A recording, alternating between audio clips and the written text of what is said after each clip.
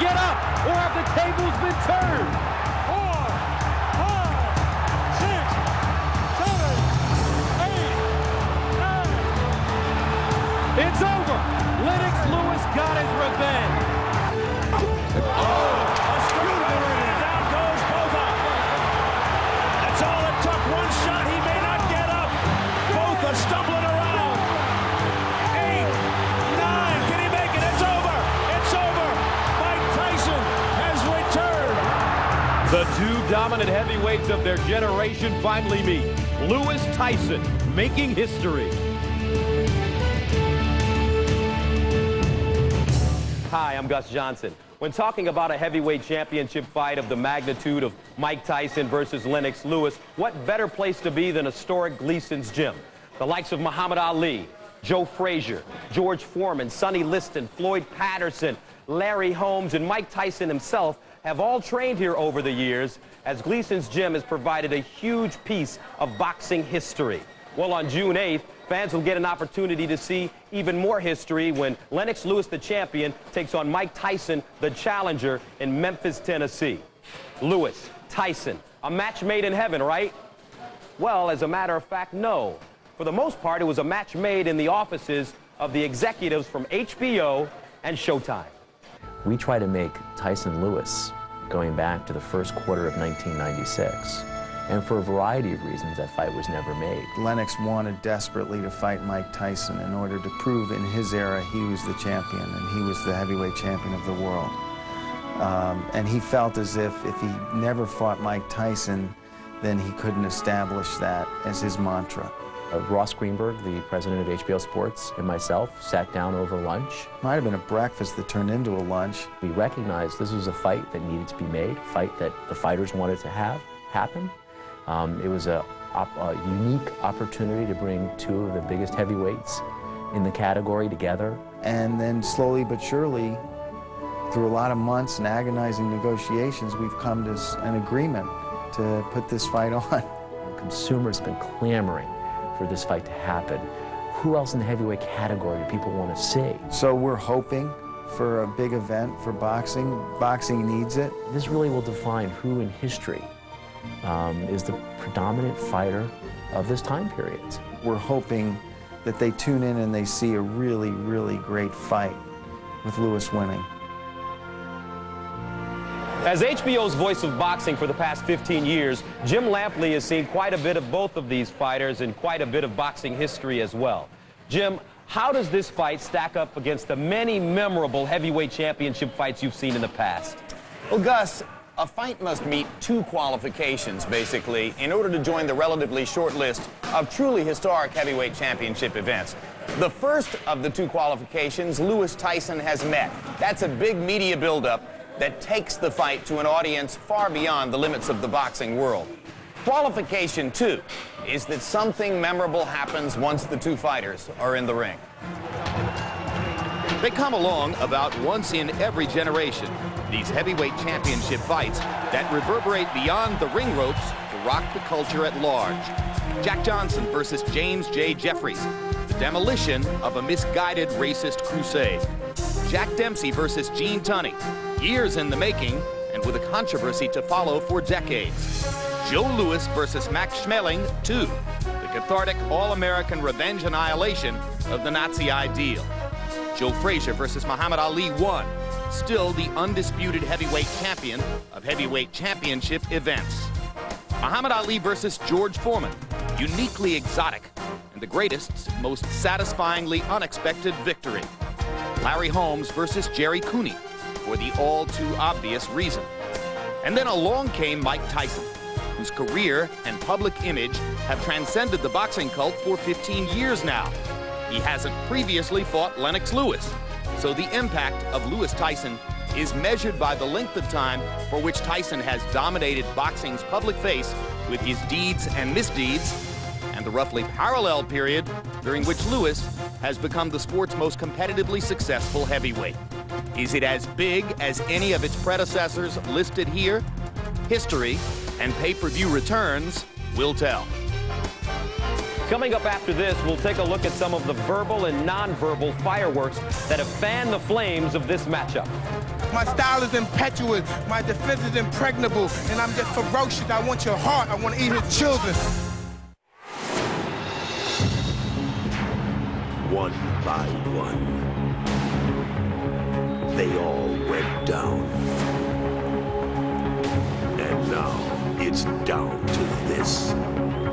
Lewis Tyson is on pay-per-view.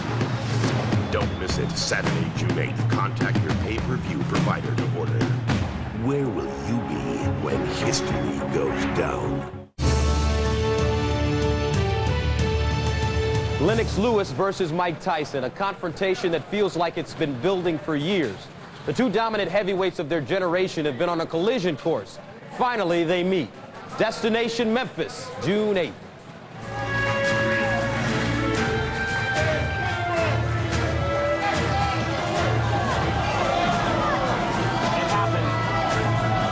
I think he's strange in one sense. I feel sorry for him in another sense. I just want to put my hand through his head and his brain. I want his brain to come in contact with my fist. Personal comments I don't think are needed in the sport of boxing.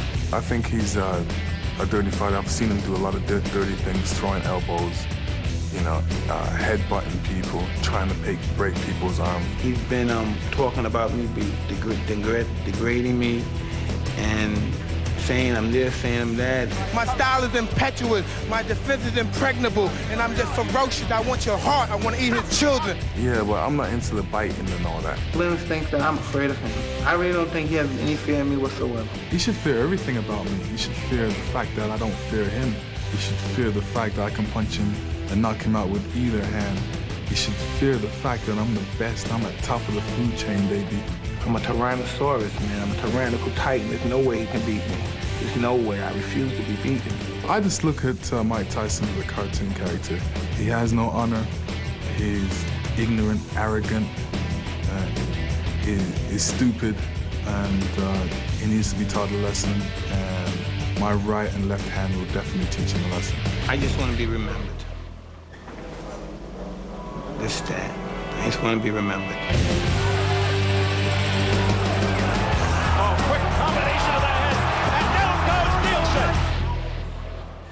If it seems that Mike Tyson has been dominating the heavyweight scene for close to 2 decades, well, it's because he has.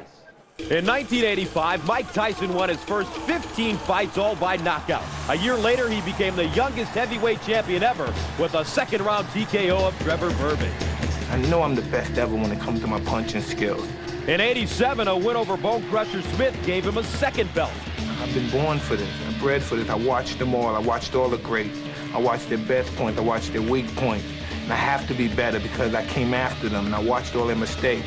Then a win over Tony Tucker made Tyson the undisputed king. Champions don't retire. You fight till we're beaten. The real champions don't retire with the belt. What's the purpose of your job in the ring? You're nobody in the ring. You have to finish. Real champions finish on their shield, on their back. In 88, Larry Holmes was dispatched in 4 rounds. In order to be a true champion, true fighter, you have to commit yourself. And in committing yourself, you stand a chance with me killing you. Another former champion, Michael Spinks, was gone in 91 seconds. This is ever the greatest fight ever existed. When I finish this game, they'll never stop talking about me. If the only reason they stop talking about me is because I'm not a corporate man, so to speak. I didn't fit in with society standards. But on February 11th, 1990, Mike Tyson was shocked by James Buster Douglas. 6 years later, after regaining a piece of the heavyweight championship, Tyson lost consecutive fights to Evander Holyfield.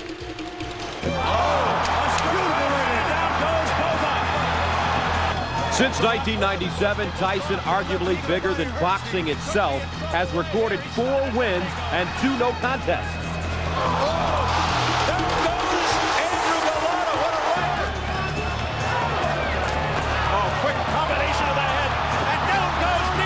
And now, 16 years after first becoming champion, Mike Tyson attempts to make history again by regaining the heavyweight title. Next on Lewis Tyson Making History, Lennox Lewis on the road to his defining moment. I'm a Tyrannosaurus, man. I'm a tyrannical titan. There's no way he can beat me. I'm the best fighter of this era. There's no way. I refuse to be beaten. He should fear the fact that I don't fear him. I'd be happy if this fight was a no-hold-bar and we just went for it. He needs to be taught a lesson. On June 8th, the talking stops and the fighting begins. Where will you be when history goes down? Lewis, Tyson is on. Live on pay-per-view. Don't miss it. Saturday, June 8th. Contact your pay-per-view provider to order. While Mike Tyson has been making headlines both inside and outside the ring, Lennox Lewis has not exactly been plying his craft in obscurity. He has won, unified, lost, and re-won the heavyweight crown, leading up to what undoubtedly will be the defining moment of his boxing career. From 1989 to 1992, Lennox Lewis won his first 21 straight fights, 19 by knockout. Mike Tyson likes stats, but it was the 22nd win in a row, a second-round KO of Donovan Razor Ruddock that put him on the heavyweight map. Awarded a title belt Riddick Bowe had dumped in a trash can, Lewis successfully defended the championship 3 times before being stunned by Oliver McCall in 1994. But Lewis eventually fought his way back to a title shot, reclaiming his belt 3 years later against an ambivalent McCall. Lewis methodically defeated 4 challengers before twice fighting Evander Holyfield in 1999. The first bout ended in a controversial draw. The second, a Lewis win, unified the title. Then, in 3 consecutive fights, the heavyweight champion dispatched hungry, yet overmatched opponents. Until last year, when he took on Asim Rahman, who stunned boxing with a 5th-round KO of the champion in Johannesburg, South Africa. 7 months later, in a rematch, Lewis regained the title with a 4th-round KO, doing his part to set the stage for what could be the defining moment of Lennox Lewis's career.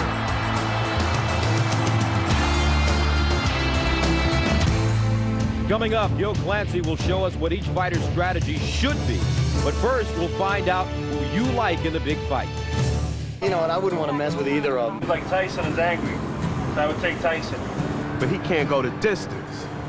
That's his downfall right there. Lennox, he can go the distance. I think Lennox Lewis is right. Mike Tyson all the way. Regardless of his reputation of biting someone's ear off, everyone makes mistakes. Lennox Lewis knows how to box, and Tyson knows how to fight. Mike Tyson used to be tough, but I think he's lost his edge. I have to go with Mike. Lennox Lewis is going to win because Mike Tyson is way past his prime. I think Mike Tyson in 3. Lewis is going to win, without a doubt. One by one, they all went down. And now it's down to this. Lewis, Tyson is on pay-per-view. Don't miss it. Saturday, June 8th. Contact your pay-per-view provider to order. Where will you be when history goes down? Well, we know what the fighters say they will do to one another, but what do they actually have to do when they step inside the ring? To shed some light on the strategy, let's bring in Hall of Fame legend Gil Clancy and Frederick Agdanika, a young heavyweight amateur here in Brooklyn, New York. Okay, let's look at some strategy.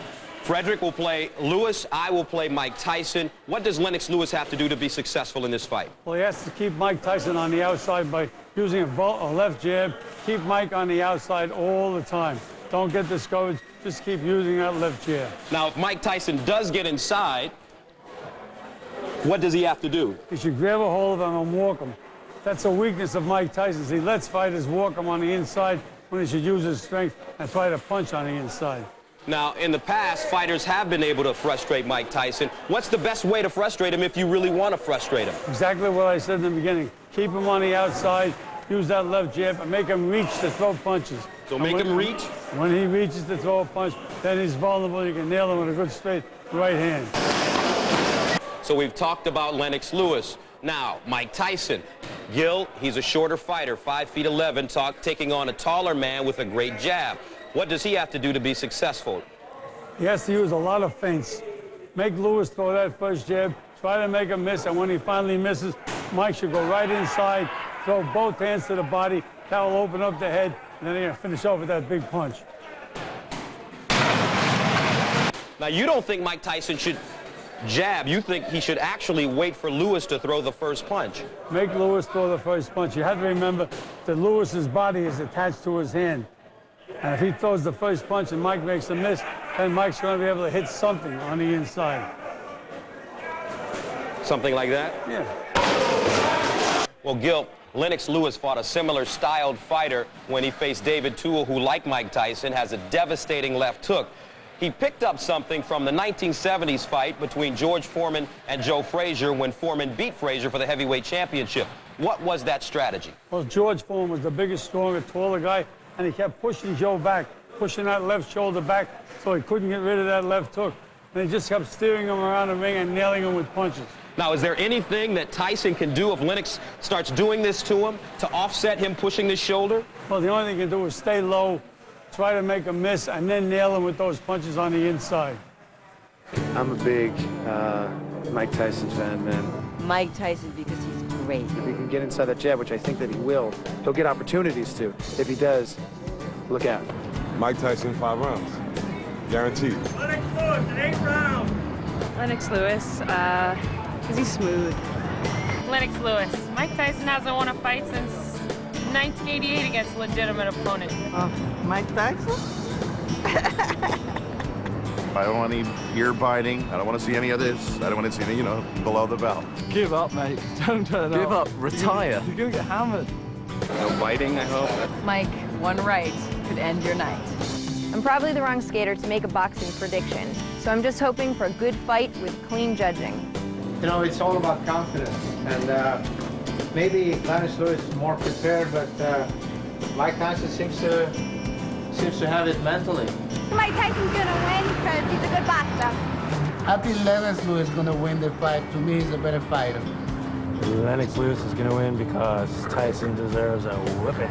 I think definitely Mike Tyson. Lennox is taller, his arms are longer. He has a much longer reach than Tyson does. Mike Tyson by knockout.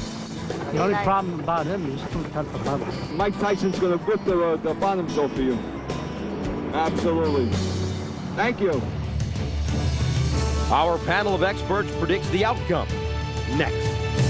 I'm a Tyrannosaurus, man. I'm a tyrannical titan. There's no way he can beat me. I'm the best fighter of this era. There's no way. I refuse to be beaten. He should fear the fact that I don't fear him. I'd be happy if this fight was a no-hold-bar and we just went for it. He needs to be taught a lesson. On June 8th, the talking stops and the fighting begins. Where will you be when history goes down? Lewis Tyson is on, live on pay-per-view. Don't miss it, Saturday, June 8th. Contact your pay-per-view provider to order. I'm pleased to be joined by a talented panel of boxing experts. On my left, Steve Farhood, a Showtime boxing analyst, and also the voice of boxing on HBO, Mr. Jim Lampley. And then there is the legend, Boxing Hall of Fame trainer, Gil Clancy. First of all, fellas, I'd like to ask, who do you like and why? We'll start with you. I like Lewis big. For some reason, a lot of boxing people don't want to seem to acknowledge that Mike Tyson's prime was more than 12, 13 years ago. I think Lewis will start slow, cautious. Once he gets into it, once he lets his hands go, I picture him knocking Mike Tyson out. Gil? I like Lewis in the fight, but I think that Lewis has to hit Tyson early and hurt him early to put him in his place, because if you don't do that, Mike can be very, very dangerous. Jim? I think at the end of the day, Lennox Lewis has every conceivable logical advantage. The style favors him. Competitive backgrounds favor him. The psychological entry into the fight favors him. But Mike Tyson is a totally unpredictable fighter, and he does have tremendous punching power and hand speed, even at this late date in his career. And Jim, you don't think that Mike Tyson fights really well against taller fighters, and many people think that he does. That's a long-standing myth that Mike does well against bigger guys and somehow cuts them down. Long before he won the heavyweight championship, in his fights against James Quick Tillis and Mitch Green, he demonstrated that he had difficulty finding answers against a guy who was 6'3", 6'4". Buster Douglas was the prototype. Lewis is the best, of all of the tall stylists that Mike will have been in the ring with, and he's had difficulty with most, if not all of them. And Gil, Mike Tyson, during his prime, had two great attributes, his power and his great reflexes. He had unbelievable head movement. He hasn't used that kind of head movement in his last 10 or 15 fights. Is that something that you can get back as you get older? I don't think so. The age is the thing with the reflexes. When you get a little older, your reflexes slow up a little bit, as I know, you know. And I just don't think Mike will have the reflexes that he had 10, 15 years ago. But you have to remember, talking about all the great fights of Mike Tyson, there weren't that many. I mean, Quick Tillis, as Jim mentioned, was a tall guy who hit Mike early in the fight. And in all of Mike's fights, if he gets hit early, he's not the same fighter. And I think that's a great key that Gil mentions. Which Lennox Lewis will show up? If you see the aggressive Lennox Lewis, who came out and attacked people like Hasim Rahman in the second fight, or Andrew Galata, or took advantage of a Michael Grant who came in and made a big mistake against him, that guy, I think, wouldn't have too much difficulty with Mike Tyson. But the cautious, waiting Lennox Lewis, who goes in and waits for something to happen, the guy who fought Zelko Mavrovich for 12 rounds, the guy who showed up in the first fight against Rahman, that guy would give Mike Tyson a much bigger chance than he ought to have. Lennox is a thinker. He's a chess player in there. You know, he's got a puncher's style, but a boxer's mentality. And you talk about Tyson's reflexes not being what they were, no doubt, at his age, you lose something. The axiom is that the power is the last thing to go, and Lennox Lewis at the age of 30-something is not going to develop Jake LaMotta's chin either. That, to me, is the intrigue here. It's a long shot that Mike lands the big shot, but if he does, boom. And it could happen because of exactly what Steve said. Lennox thinks way too much.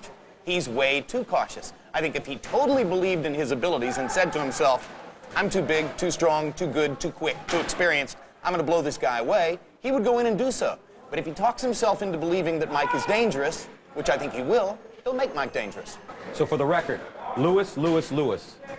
Lewis, Lewis, Lewis, and if anybody, the three of us over the last few years have been to a few big fights in our time. I will say this as a parting thing. I like Lewis, I like him big. If anybody who's at that fight ringside denies having butterflies before that opening bell, they're lying to you. Lewis? Lewis KO 5 with my heart in my throat because anything could happen, but logically, Lennox ought to make Mike make a mistake and knock him out. I think Lewis will control the fight with his jab, bust Mike up with the jab, and then land a couple of big right hands, probably stop him somewhere between the 5th and the 10th round. And I'm going to go on a limb and say Tyson, because eventually he's going to catch up with Lennox Lewis. He's going to hit him on that glass chin, and it's going to be Mike Tyson, your heavyweight champion of the world. Gentlemen, thank you very much for joining us. Thank you, guys. Thank you. Steve Albert, ringside in Las Vegas. Sorry we couldn't be there with the panel of experts. I'm here with a man who agrees with Gus, and that's my partner on Showtime Championship Boxing, Bobby Ches. Well, Steve, I look at it this way. Lennox Lewis has maintained for years that the one-punch knockout at the hands of Oliver McCall was a fluke. And yet, it happened to him again with Hasim Rahman. One punch, one right hand, and Lennox Lewis lost his world championship a second time. Mike Tyson hits harder than both of those men. He throws more punches than both of those men. He's more aggressive, and he's also faster. And therefore, I deduce that somewhere in the first 8 or 9 rounds, Mike is going to catch up with, break down Lennox Lewis, and probably knock him out. And it's interesting because Mike Tyson could step into the ring for the first time in his career as the underdog. There's no disputing that Tyson is the biggest name in boxing and is the #1 pay-per-view draw. And this is the fight that everyone wants to see, regardless of what people predict the outcome to be. We've covered Mike Tyson from ringside for over 10 years. And, Bobby, despite Tyson potentially being the underdog, he still has the ultimate puncher's chance, yes? He certainly does, but it's not just the ultimate puncher's chance because many people don't like Mike Tyson. They've translated that into he can't fight anymore or he's not as good as he once was. Maybe he's not in his prime, but he punches well. He's very aggressive. He has a swarming style. He's hard to hit cleanly on his way in. Very strong, unusual power. He is a phenom. Well, we've heard what the experts think, and we've also heard what the non-experts think. We've seen what the fighters have to do to win. In fact, we've covered all the bases. But the beauty in this most basic sport is that on June 8th in Memphis, Tennessee, when the fighters enter the ring, then and only then will the outcome be determined. Because when the fighters answer the bell for round number 1, all the hype, hyperbole, hysteria, and history will take a back seat. It will simply come down to come out fighting and may the best man win. Lewis, Tyson is on.